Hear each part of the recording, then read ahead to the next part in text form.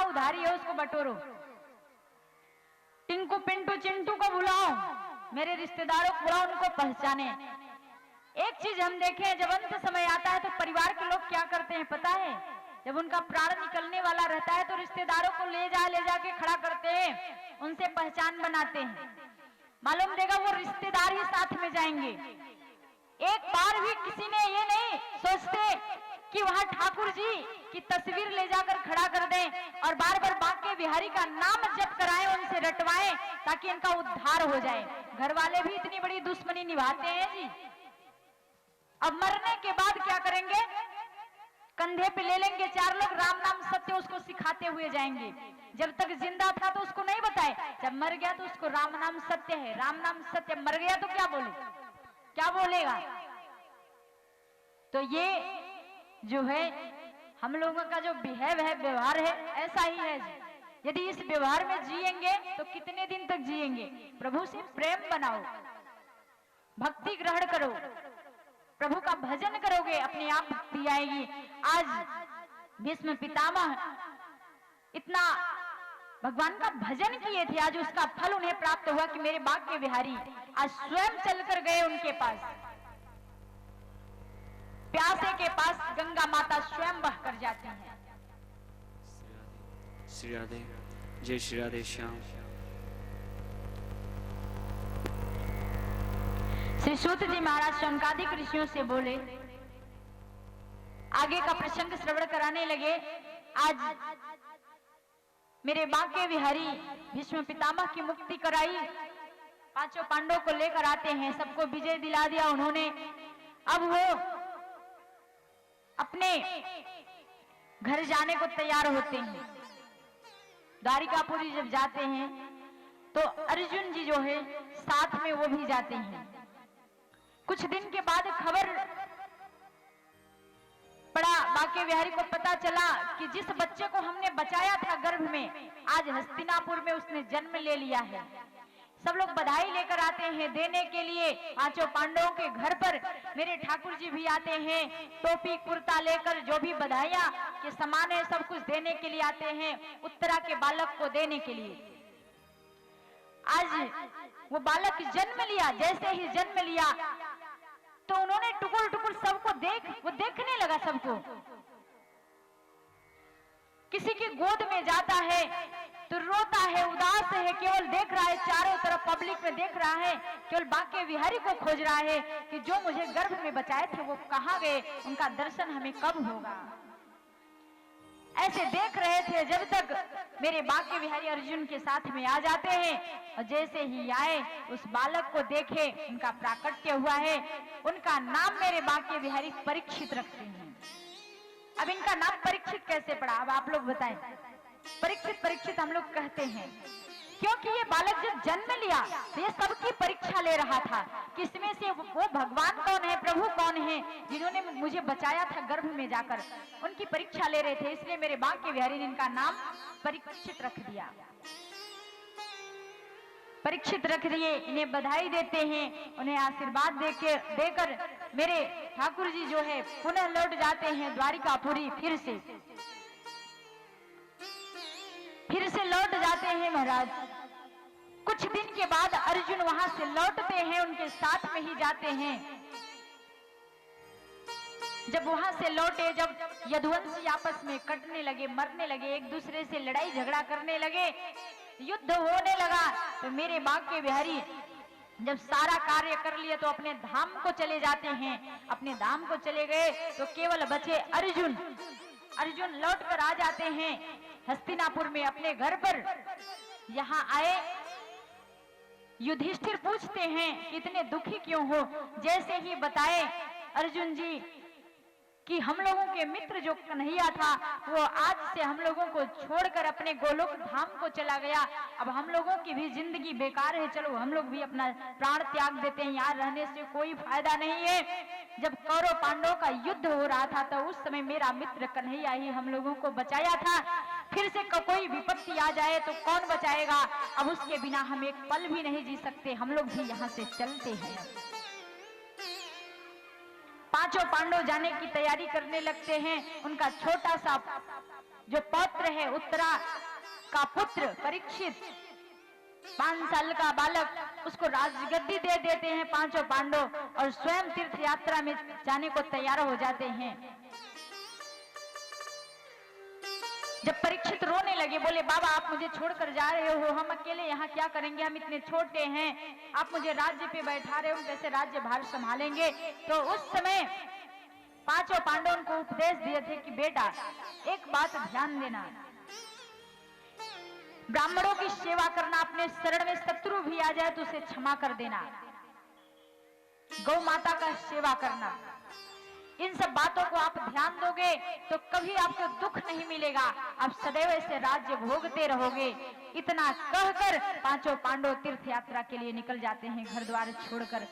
जैसे ही ये बात कुंती माता को पता चलता है, कुंती माता भी कृष्ण कृष्ण कहते हुए उन्होंने भी अपने प्राणों का त्याग कर दिया कि मेरे बाके बिहारी, मेरा कन्हैया यहाँ नहीं, मेरे प्रभु यहाँ नहीं है तो ये जिंदगी बेकार है, उनके बिना हम एक पल भी नहीं रह सकते। उन्होंने भी अपने प्राणों का त्याग कर दिया।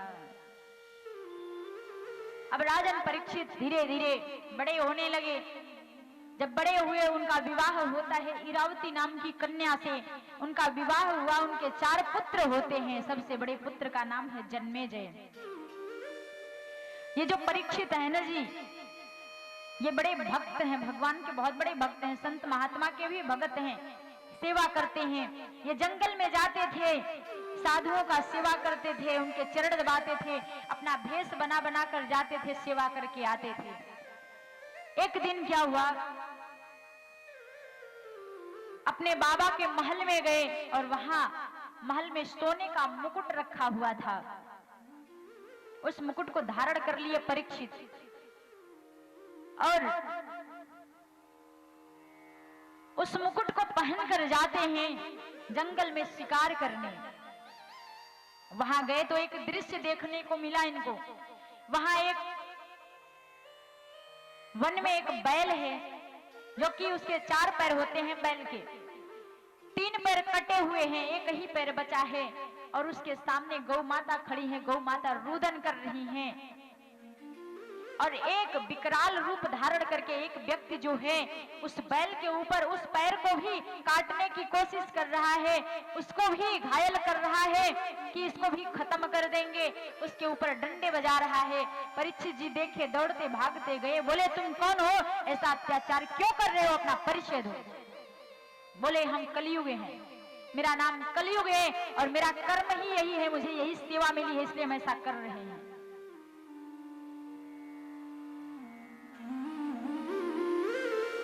जब बैल से परीक्षित पूछे आपका परिचय क्या है, आप कौन हो, तो बैल देवता बोले मैं धर्म हूं, बैल रूपी धर्म, मेरा कर्म ही ऐसा है जो आज मुझे भोगना पड़ रहा है, जैसी करनी वैसी भरनी। आज मेरे 3 पैर कट गए, अच्छा कर्म किए होंगे तो ये भी बचेगा नहीं, ये भी चला जाएगा। गौ माता से पूछते आप क्यों रो रही हो, गौ माता बोली मैं पृथ्वी हूं, गौ का रूप धारण की हूं। जब ये पृथ्वी पर पाप ऐसे होता रहेगा, ये धर्म रूपी बैल है, यदि पृथ्वी पर धर्म की हानि ऐसे होती रहेगी, पाप बढ़ता रहेगा, अधर्म बढ़ता रहेगा, तो हम किसी अन्य क्षेत्र में चली जाऊंगी, यहाँ मैं नहीं रहूंगी। नहीं, आप इस कष्ट को दूर करने का कोशिश करिए।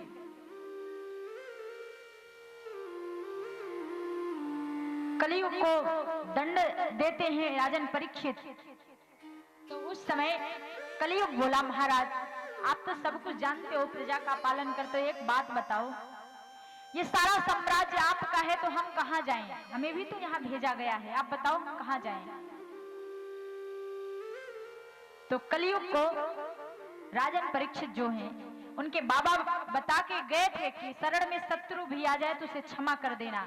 तो उसे जगह दे देते हैं राजन परीक्षित की, आप जाओ, आपको जहां जुआ हो रहा है वहां भी आपका स्थान है, जहां जीवों की हिंसा हो रही है वहां भी आपका स्थान है, जहां बुरे कार्य हो रहे हैं, बुरे दुष्कर्म हो रहे हैं, वहां भी आपका निवास है। जहां मदिरा पान हो रहा है वहां भी आपका निवास है। अब कलयुग सोचा ये सब तो हमने ग्रहण कर लिया है, 3-4 चीजें ये तो रोज मिलती हैं। तब राजन परीक्षित से बोले आप एक काम करो, मुझे कोई अच्छा स्थान दे दो, एक आध वहीं रह ले। अब जितनी जगह दिए हो कोई अच्छा नहीं है, कोई अच्छा जगह दो। बोले तुम्हारे में अच्छाई भी है क्या? अच्छाई क्या है? कलयुग ने कहा मेरे में अच्छाई ये कही है महाराज, कलयुग केवल नाम आधारा, सुमिर सुमिर नर उतर ही पारा। कलयुग में जो मुझे याद करेगा भगवान, कलयुग में भगवान का नाम जो याद करेगा उसका बेड़ा पार हो जाएगा और किसी चीज को याद करने की जरूरत नहीं। मेरे में यही एक क्वालिटी है कलयुग में। तो उस समय जब ऐसा कहता है कलयुग, तो राजन परीक्षित उसे सोने में रहने का स्थान दे देते हैं। वही जो मुकुट धारण करके जाते हैं, जंगल में आते हैं, वही मुकुट निकालकर घर में रखे थे, उसी में कलयुग जाता है, प्रवेश कर जाता है। देखिए सोने में भगवान का स्थान होता है, सभी सोना में भगवान, जो सोना है भगवान का रूप है। अब आप कहोगे कि भगवान का रूप है तो उसमें कलयुग कैसे प्रवेश कर गया? क्योंकि ये जो 5 पांडव है ना, जो कंस के ससुर जी थे जरासंध, उनको मारकर उनके मुकुट को लेकर आए थे बाबा लोग, उनके 5 पांडव, और लाके अपने महल में रख दिए थे। अब ये चोरी से किसी का चोरी कर लो, कोई किसी का धन दौलत लूट लो, तो उसमें कलयुग का प्रवेश हो जाता है। तो उसमें कलयुग इसलिए प्रवेश कर गया था, नहीं तो कलयुग प्रवेश नहीं करता। देखिए जैसे आप कहीं जा रहे हैं, सोना चांदी गिरा है, आप उसको उठा रहे हैं, उसको ग्रहण मत करो, उसे किसी को दान में दे दो, नहीं उसे छुओ ही मत, क्योंकि उसमें कलयुग का वास हो जाता है। गिरा हुआ धन आप उठा रहे हो तो उसमें कलयुग का वास रहेगा, आपको फलित नहीं होगा। इसलिए आप लोग कहते हो कि मिला हुआ सोना जो है अच्छा नहीं होता, बस कारण यही है, उसमें कलयुग बैठ गया है। और यदि आपके यहाँ कोई महोत्सव है, प्रोग्राम है, आपको कोई सोना चांदी खरीद कर दे रहा है, उपहार में गिफ्ट में दे रहा है, उसको आप ग्रहण कर रहे हो, तो उसमें कलयुग का वास नहीं होता, क्योंकि वो आपके रिश्तेदार थे, आपके संबंधी थे, इसलिए आपको लाके दिए। और 2 नंबर के जो धंधा करते हैं, 2 नंबर से जो कमाते हैं, उसमें कलयुग का प्रवेश हो जाता है। इसलिए आज कलयुग राजन परीक्षित के मुकुट में प्रवेश कर गया, जाके बैठ गया। प्रातः होते ही राजन परीक्षित जाते हैं, उस मुकुट को पहनते हैं और पुनः जंगल की ओर चल देते हैं। जंगल की ओर चल दिए महाराज। अब वो मुकुट पहन कर गए जंगल में, तो वहां पे उन्हें जाते जाते बड़े जोर से भूख लग गई, प्यास लग गई। एक संत जो थे वो तपस्या कर रहे थे, जिनका नाम है समिक मुनि। समिक मुनि समाधि में बैठे थे, और जब परीक्षित को प्यास लगी तो बाबा से मांगने लगे, बाबा मुझे पानी पिलाओ, बाबा मुझे भोजन कराओ, मुझे भूख लगी है, प्यास लगी है। जब उनकी समाधि नहीं टूटती तो राजन परीक्षित बोलते हैं ये ढोंगी पाखंड रच कर बैठा हुआ है, ये कोई संत महात्मा नहीं है। एक मरा हुआ बगल में सर्प था, उस सर्प को उठाकर उन मुनि के गले में डाल देते हैं। अब जैसे ही गले में डालकर जाते हैं तो जो समिक मुनि है उनके कुछ शिष्य दौड़ते भागते आते हैं, बगल में ही खेल रहे थे। जैसे ये लीला देखे दौड़ कर आए, गले में देखे मरा हुआ सांप पड़ा है, तो तुरंत जाते हैं श्रृंगी ऋषि से बताते हैं, जो कि समिक मुनि के पुत्र हैं। श्रृंगी ऋषि कौशिक नदी में स्नान कर रहे थे। जैसे ही उन बालकों का बात सुनते हैं कि मेरे पिताजी के गले में कोई मरा हुआ सर्प डाल दिया है, वहीं से अपने कमंडलू से जल निकालते हैं और जल छिड़कर श्राप दे देते हैं कि मेरे पिता के गले में जो मरा हुआ सर्प डाला है उसका आज 7वें दिन के बाद उसकी मृत्यु हो जाएगी, तक्षक सर्प आके डसेगा। उनको श्राप लग गया महाराज। जैसे ही अपने पिता के पास आते हैं श्रृंगी ऋषि, तो यहाँ देखिए पिता के गले में मरा हुआ सांप पड़ा है। रोने लगे जोर जोर से, पिताजी ऐसा बुरा कृत्य, ऐसा बुरा व्यवहार किसने किया आपके साथ? राजन परीक्षित का नाम जानते हैं कि हमने उनको श्राप दे दिया। जैसे उनके पिताजी सुने कि मेरा बालक श्राप दे दिया, तुरंत अपने एक शिष्य को, गौरमुख नाम के शिष्य को भेजते हैं कि जाओ राजन परीक्षित को बोल दो 7 दिन के बाद अपनी मुक्ति का उपाय ढूंढ ले कि उनकी मुक्ति कैसे हो। मेरा पुत्र ने उनको श्राप दे दिया है और उसके अलावा कोई उपाय नहीं, वो 7 दिन के अंदर जो करना है कर लें। गौरमुख नाम के शिष्य जाता है राजन परीक्षित के पास, वहां जाके उन्हें सुनाता है सारी समाचार, आपको श्राप लग चुका है, 7 दिन के बाद आप अपनी मुक्ति का उपाय ढूंढ लीजिए जो करना है। राजन परीक्षित को यहाँ पता चल गया था पहले ही, जैसे उन्होंने मुकुट निकाल कर रखा, उन्हें पता चल गया कि आज हमने पाप करके आया है, उन महात्मा सिद्ध पुरुष के गले में हमने मरा हुआ सर्प डाला है, भगवान मुझे क्षमा न करे, भगवान मुझे अभी मार डाले। उन्होंने श्राप 7 दिन का देके बहुत गलती किया, उन्हें तो आज ही श्राप दे देना चाहिए कि मेरी मृत्यु आज ही हो जाए, हमने ऐसा कार्य कर दिया है। तुरंत सब कुछ राज्य पाठ अपना अपने पुत्र के नाम से कर देते हैं, उनका राज्याभिषेक करवाते हैं जन्मेजय जी का, और जाते हैं वन की ओर भाग जाते हैं, एक वृक्ष के नीचे बैठकर तपस्या करने लग जाते हैं। जैसे ही संत महात्मा ऋषि मुनि राजा महाराजा को पता चलता है महाराज कि राजन परीक्षित को श्राप लग गया, दौड़ते भागते आते हैं सब लोग, लेकिन किसी ने मुक्ति का उपाय नहीं ढूंढ पाया कि इनकी मुक्ति कैसे होगी। यहाँ देवर्षि नारद जी दौड़ते हुए जाते हैं श्री सुखदेव जी के पास, बताते हैं कि राजन परीक्षित को श्राप लग गया है, महाराज आप जल्दी चलिए उनको कथा श्रवण कराइए, भागवत कथा, उनकी मुक्ति हो, नहीं तो उनकी मुक्ति का कोई उपाय नहीं है। श्री सुखदेव जी जैसे ये समाचार सुने महाराज, दौड़ते भागते आज आते हैं राजन परीक्षित के पास उनको कथा सुनाने के लिए। आज गंगा माता स्वयं चल के आ गई प्यासे के पास, प्यास बुझाने के लिए। आप लोग भी ऐसा काम करें महाराज, जैसे प्रत्येक वर्ष भागवत कथा चल कर आए आपके गांव में और आप भागवत कथा का पान करें, ऐसा आप कर्म करिए। श्री सूत जी महाराज शौनकादिक ऋषियों से बोले, आज बड़े बड़े संत महात्मा कुछ नहीं कर पाए, श्री सुखदेव जी आते हैं राजन परीक्षित के पास, उनको आते ही जैसे ही राजन परीक्षित देखे उनका सम्मान करने लगे, आइए महाराज आइए आइए, आपका स्वागत है, कहां से आपका आगमन हो रहा है, आपका स्वागत है, उनका सम्मान करने लगे, प्रशंसा करने लगे। तो उस समय जो महात्मा लोग वहां बैठे थे राजन परीक्षित को बोले, परीक्षित जी आप ज्यादा प्रशंसा मत करो, नहीं विद्वान व्यक्ति के सामने यदि ज्यादा उनकी प्रशंसा कर दो तो वो उठ के चले जाते हैं, आप प्रशंसा मत करो, प्रशंसा करने की कोई जरूरत नहीं, सांत्वना रखो, शांति रखो। राजन परीक्षित श्री सुखदेव जी का पूजन करते हैं और सभी संत महात्मा मिलकर गाने लगते हैं, हरि की कथा सुनाने वाले प्रभु